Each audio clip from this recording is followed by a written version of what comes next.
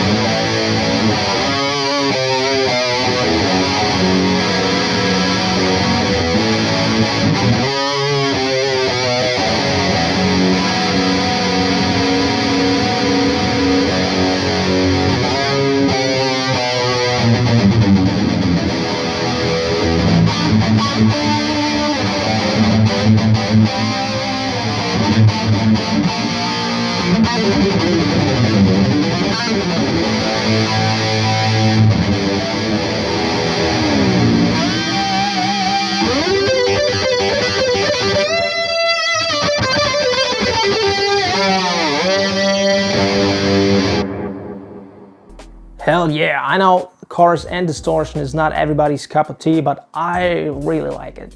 Let's check out the vibrato mode. Pretty wobbly, pretty seasickning, but also pretty cool.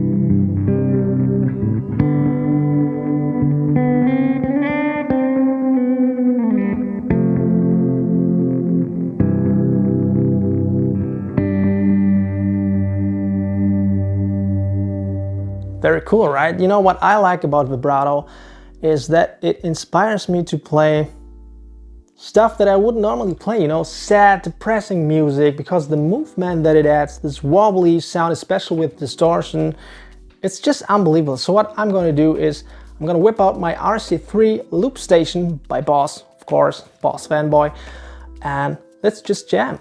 Unfortunately, I'm not the JHS channel, so I don't have a drummer here. I wish I had, but you know, I do what I can. Let's jam.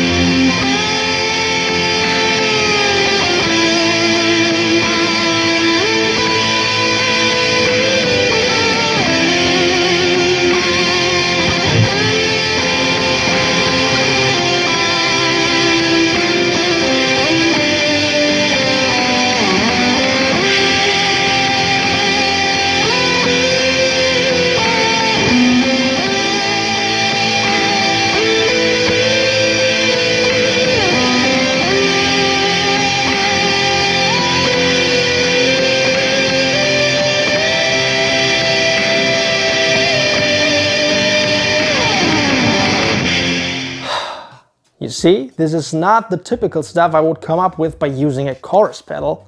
But in the vibrato mode, I could have played this for hours. But I think 2.5 minutes or something is long enough for this YouTube video. Anyways, this is a fantastic pedal. Unfortunately, I have to return this to the original owner.